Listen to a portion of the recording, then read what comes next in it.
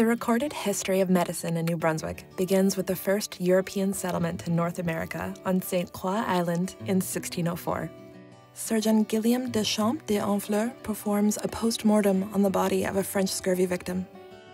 Nearly half of the remaining French colonists will die of malnutrition during their first winter. The rest will be saved by Indigenous medicine men who provide a previously unknown remedy. It would be 200 years before the first Provincial Medical Act was passed and government-appointed boards of health were established in the British Empire.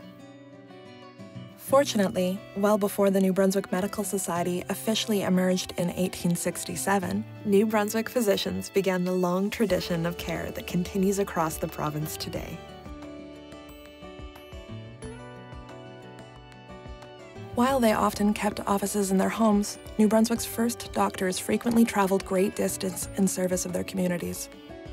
Most country doctors owned 2 horses, so that one horse could be fresh if a second urgent call came.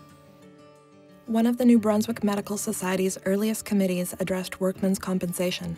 This committee negotiated for improved medical and surgical fees for the care of injured workmen and helped to settle disputes arising between doctors and the Board of Health. The number of female doctors at the time was remarkable, considering their difficulty in obtaining a medical education. Dr. Mabel Louise Hannington became one of the first public health doctors of the province, serving under Dr. William F. Roberts, the first Minister of Health in the British Empire. Dr. Roberts began his practice in St. John in 1894. He was a pioneer in physical medicine and electrotherapy, and was the first to introduce radium therapy to the city. In 1918, under Dr. Roberts' leadership, vaccinating youth against smallpox became mandatory. This caused the disease to disappear from New Brunswick within 10 years.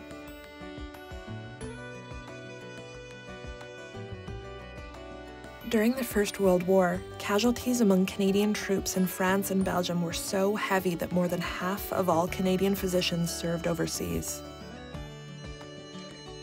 By the end of the Second World War, almost 35,000 healthcare personnel had served in the Corps.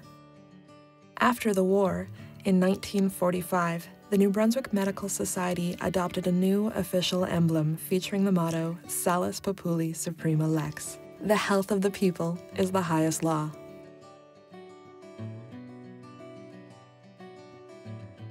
The Equal Opportunity Program, launched in 1967, saw the centralization of health services and a standardization of healthcare standards to address regional disparities. Poorer municipalities were now able to offer the same services as more affluent ones. Le programme Equal Opportunity, c'était les années Robichaud, 60-70.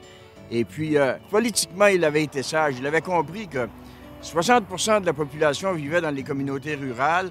Il faut se souvenir qu'à ce moment-là, que dans le système d'éducation et dans le système de santé, c'était les régions qui en avaient la responsabilité et souvent c'était les comtés, des écoles de comté, c'était eux qui avaient la responsabilité.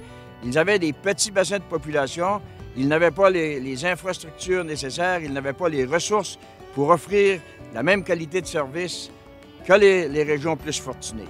Et c'est là que c'est devenu important lorsqu'on a dit oui, on a une responsabilité provinciale de s'assurer que tous les gens dans la province, peu importe où ils sont, auront accès aux services d'éducation et aux services de santé chez eux, dans une région assez près, de sorte qu'ils n'auront pas à se promener nord-sud continuellement pour aller chercher ces soins-là. Alors, je crois que c'est ça que ça voulait dire, chance égale pour tous, equal opportunity.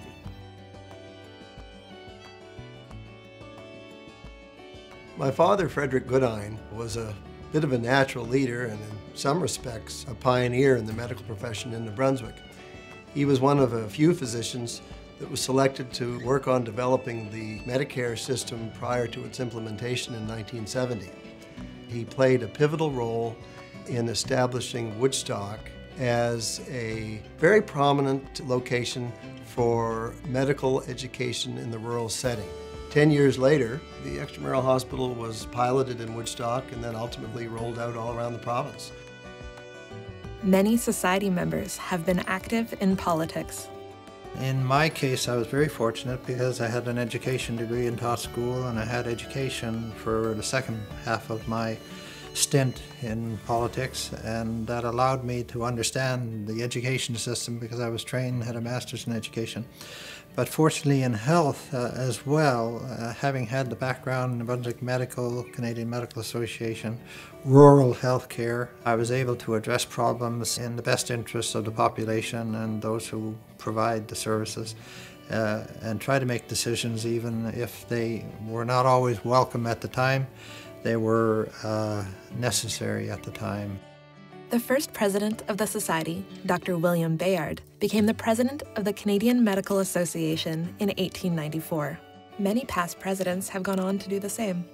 Dr. Dana Hansen, a former president of both organizations, became the first New Brunswicker to become president of the World Medical Association in 2010. Well, as we know, New Brunswick has had many firsts in many different fields, but one of the areas has been the Hospital Without Walls. It became an extramural program, moving the care out of the hospital into the community. It was extremely well accepted, and of course, it was one of the best things for that particular group of patients. And it has been adopted in various forms since that time in any number of different areas, both within Canada and probably internationally.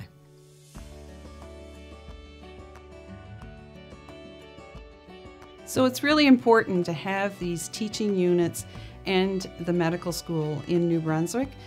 What I think we're seeing, certainly I've seen it with the residents that I've had, is that more of our New Brunswick students are staying in the province of New Brunswick. And I think really importantly as well is that their formative medical teaching years are happening in New Brunswick, so they're very aware, our future docs, of the issues concerning New Brunswick patients, the New Brunswick Medical Society, and they're really the future of the practice of medicine.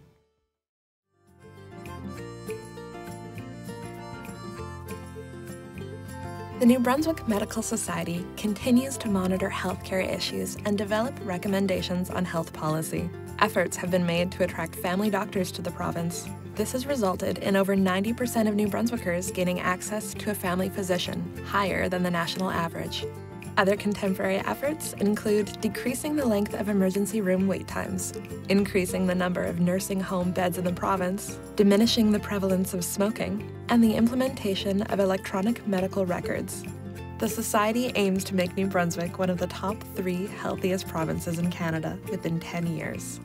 After 150 years, the New Brunswick Medical Society continues its pioneering efforts. For New Brunswick, the health of the people is the highest law.